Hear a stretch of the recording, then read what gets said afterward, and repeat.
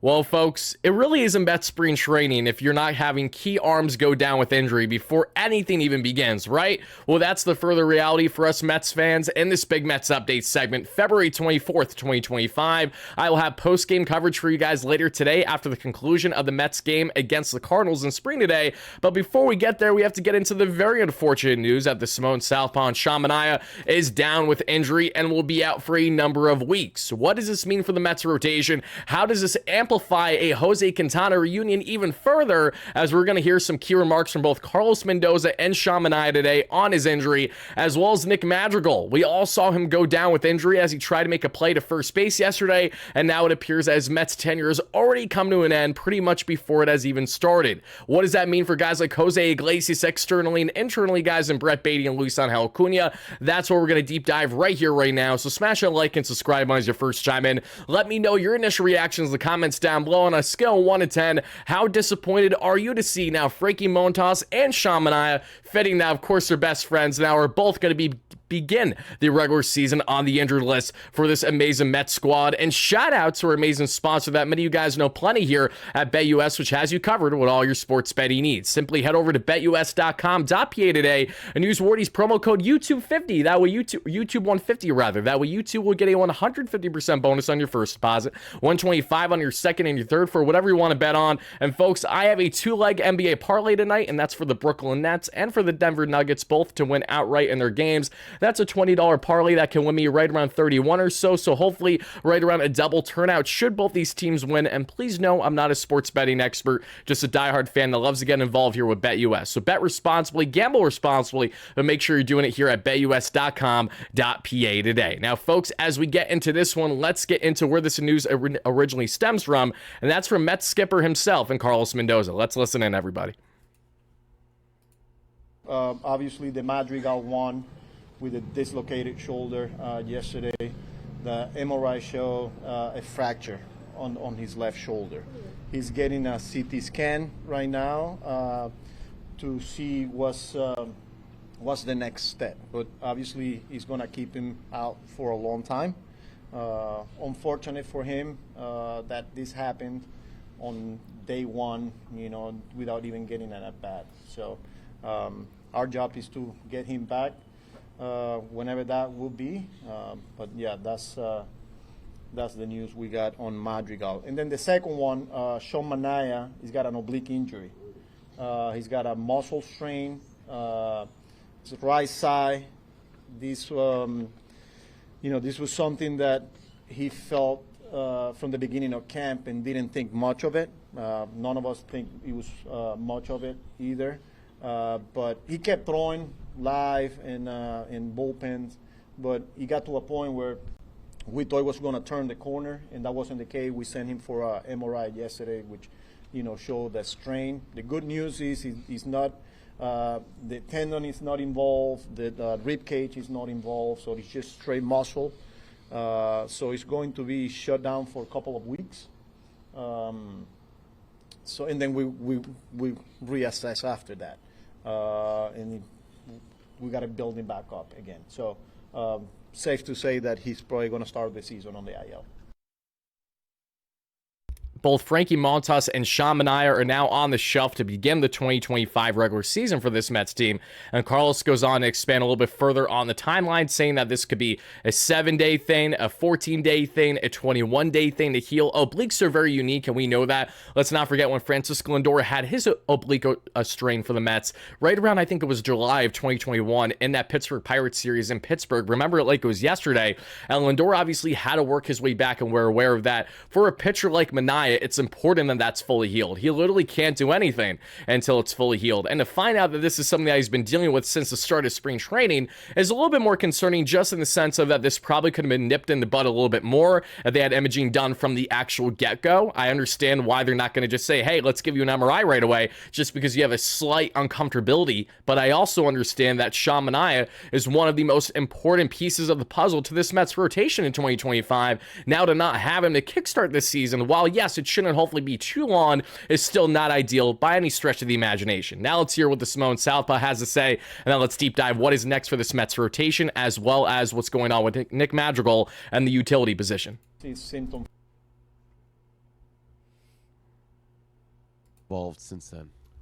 A couple weeks ago, pretty much at the very beginning of camp, and yeah, it kind of nothing really got any better. It didn't really get worse. It just kind of plateaued, and yeah, I think the worst part is that it just never got any better over the last couple weeks. So, I've been throwing, been pitching, and recovery hasn't really been the greatest in between, and so that was kind of why we said something. So.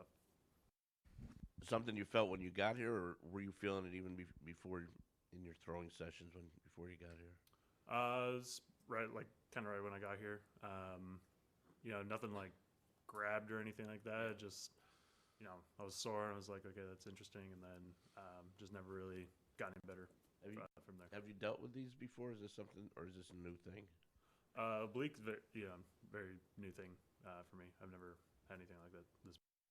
Fitting that's a new thing when we talk about obliques, right? Because when I think of an oblique strain, I'm experiencing that for the first time. I think of another Mets starter, and that's Max Scherzer as we go back to the 2022 season. Let's not forget, Max missed a decent stretch of time throughout the regular season that year because of his oblique strain. He tried to power through it, obviously, but it's easier said than done when your ego can only get so much in the way of a reality that your body's kind of breaking down on you. It needs to heal, it needs to rest. Max had to do it the hard way. Sean Manaea is going to have to do it, but at least Sean is having this nipped in the butt now, and hopefully we will have him back at some point in mid-April or so. And yes, there have already been a lot of rumblings going on out there as to how the Mets should go about combating this, and I'm fully on the wavelength, as you guys can probably expect, on, okay, so you're without Frankie Montas, you're without Sean Manaea, and as Danny, who does a great job with the S&Y in his writing, breaks it down beautifully here, nothing wrong with the Mets saying they're confident with internal options after Manaea and Montas injuries. No reason to project desperation, which I agree with. However, but having depth guys with question marks to the degree in Senga, Holmes, and Pearson, when your rotation right now consists of one starter who only started in one regular season game last year in Senga. Then you look at Clay Holmes. Clay Holmes has not been a starter pretty much at all throughout his major league career up until this season, since his early goings with the Pittsburgh Pirates. And then you also look at someone like David Pearson, who didn't begin the year for the Mets until June of last season as he was coming back from his hip surgery. Pearson I have a lot of confidence in. Senga, when healthy, I have the utmost confidence in. And when we look at Holmes, he's been looking great so far this spring, but the big problem is that these are still question marks. Then when you have the Griffin Cannings, the Tyler McGills, the Paul Blackburns, okay, Griffin Canning gave up harder contact and more home runs than any other starting pitcher eligible in the American League last year. I know the Mets are working on him with his lab and trying to deviate away from his fastball, so I expect success with him in a swingman role type this year, if not towards the back end of this rotation. But Tyler McGill is now in a position where he very well could be the Mets opening day starter again with the injuries happening at this rate. If it isn't another spring training where Tyler McGill hasn't moved his way back into the Mets pitching plans because of injuries, is it really spring training? And Paul Blackburn, who's having a somewhat slower start to camp versus others, but is in a good groove so far, coming back from the spinal fluid leak, which ended his season prematurely last year after the Mets acquired him from the Oakland Athletics, now the Sacramento Athletics. Fast forward to today, I think it goes without saying that you absolutely need to bring in certainty. And there's one man who's literally been saying to the Mets that I would like to be here, and that is going to be, yes, Mr. Jose Quintana. So let's talk about Jose Quintana here, because we first saw reporting, and it's very fitting. My guy Will Salmon already reported, and I actually was going to tweet this, and I didn't for a reason, and I'm going to expand on why in a segment. Will posted earlier today, the Mets reviewing Sean Manaea's injury as relatively short-term, expect him back, at least for now, at some point in April. His situation doesn't significantly change the pitching plans right now in terms of relying on depth, league sources said. So nothing's drastically changing with the Mets' viewpoint on the nothing is changing when it comes to the viewpoint of how you're going to approach the rotation when looking at, okay, we're not going to be giving up the farm right now for a Dylan Cease or a Michael Cain, right? I think we can all say that isn't going to happen. But when we talk about Jose Quintana, this is a very unique and a different circumstance because he's not a player that drastically changes your viewpoint on the rotation outside of having to deal with the 110% tax that comes along with signing a guy like the veteran Quintana to a one-year deal. But Jose has let it known that he would like to return the Mets. That has been public knowledge over the past couple weeks now, and there has been back and forth as to, okay, the Mets were initially talking with Jose Quintana, then we heard from Anthony DeComo that apparently they weren't in his market. I'd imagine that they certainly are now, because if they're not circling back to Jose Quintana now, they're never going to.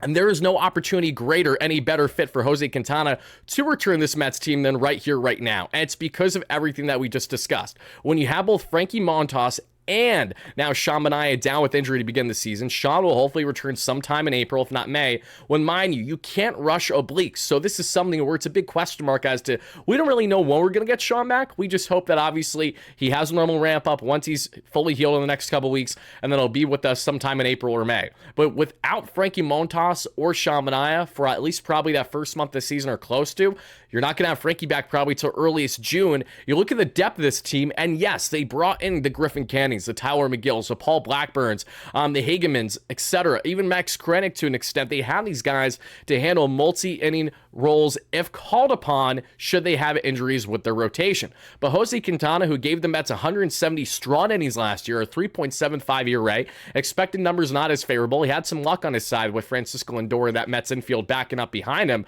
But we saw Q down the stretch, and his final 6 starts last year was absolutely nails. He helped this Mets team greatly get into postseason play. And Quintana was one of the more veteran starters that we were able to rely on down the stretch when you otherwise weren't necessarily thinking that would be the case after his Jekyll and Hyde first half of the season. Let's not forget where he gave up like 7 or 8 runs in the first inning or two against the Tampa Bay Rays when everything was going wrong for the Mets at that point in the year. I believe that was in the early goings of May of 2024. But fast forward a year later, Jose Quintana isn't getting any younger, but he's still a quality arm that can easily slot into this Mets rotation. Then instead of having this uncertainty with Sean Manaea and Frankie Montas, you can at least head into the season with guys like Kodai Senga, David Peterson, Jose Quintana, and Clay Holmes being your 1 through 4. A lot of fans have a lot of question marks with that as is, so to stay internal here I think would be absolutely foolish. I think the only way the Mets stay internal here is, 1, if they really get great signs on Sean Manaea, 2, Brandon Sproat really blossoms throughout spring to the point that they heavily consider him for a rotation spot, which is going to be up to Brandon. This is a massive spring for him to see what he can provide to this team before he will probably be sent down to AAA, barring changes. Then you get in the Blackburns, the McGills, the Cannings of the world. They need to step up and show their value not only as a rotation piece, but as a formidable rotation piece, because as of now, that's what the Mets are working with. They're not dipping all in on the trade market, and Jose Quintana makes endless sense for them on a reunion, but until it actually happens, we're going to have to see it to believe it. I firmly believe that this makes endless sense for the team, even with 110% tax. I could understand the argument more if Frankie Montas wasn't injured as to, okay, maybe the Mets should stay internal, but Montas is already out until June, basically. If Sean's going to be out now for the next number of weeks to potentially months, it makes endless sense to at least bring in a veteran that wants to be here. There's another name that could be a fit for this Mets team that I've actually talked about in the past, and that's Spencer Turnbull. Spencer Turnbull was a starter and a reliever for the Phillies this past year, put up respectable numbers, had a solid K to walk ratio, and a guy that honestly could be a nice fit for the Mets as that kind of stretch role as well. But at the same time, are the Mets really going to go out of their way to give a 110% tax pay to a Spencer Turnbull type, or would they much rather do it to Jose Quintana where they know exactly what they're getting? I'd imagine it'd be more the latter, but we will soon find out on that front as more will come out. Of course, in very Andy Martino fashion, he threw cold water yesterday on a Jose Iglesias reunion, when that is still very much a possibility, and I will beat that drum until Jose is signed elsewhere. The same way that Jose has said it himself, that until he signs elsewhere, he sees a Mets reunion as possible. The other Jose and Jose Quintana probably feels eerily similar as a guy that is still without a team, is a formidable southpaw, and when you look at how desirable pitching is right now, who wouldn't want Jose Quintana in their rotation, or at least as a back-end piece, as a playoff team heading into 2025? The fact that he's still in the market is honestly surprising me because of how much success he's had with not only the Mets, but many teams throughout his very respectable career when healthy. So Jose Quintana, keep an eye on him. I know that people are going to say, oh, we're sticking Justin Turtle, but all it takes is a couple more injuries. All it takes is some uncertainty.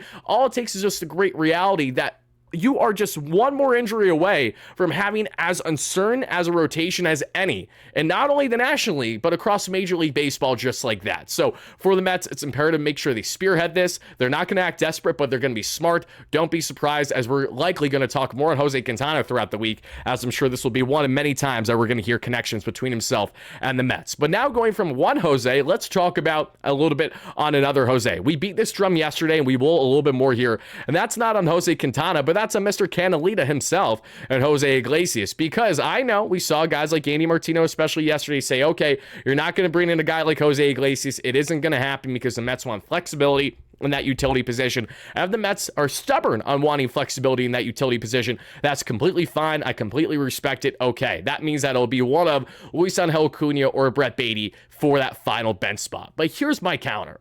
I don't think the Mets are fully sold on either of the kids being a part of the team with certainty to begin the year. And the reason why I say that is I think it goes a lot more in hand with giving them consistent playing time than anything else. I don't think the Mets want to hinder the development of Acuna by having him ride the bench unless you have him crack the roster and he slowly but surely increases his playing time, because maybe he gives you better reps at second base over Jeff McNeil, right? Maybe as a late game replacement, he's giving you a quality at bat or two, and then the Mets are like, all right, we'll give you a start tomorrow, and he really makes the most of the opportunity the way that he did last year when Lindor went down with injury. I was in attendance for Acuna's first hit as a New York Met against the Phillies. Then I saw him hit home runs like back-to-back games or so there for his first Citi Field homestand, which was tremendous. Luisangel Acuna is a Swiss Army knife of a piece, which I love. I think Jose Iglesias is a perfect veteran to put his wing around him and everything be spick and span. But here's the thing.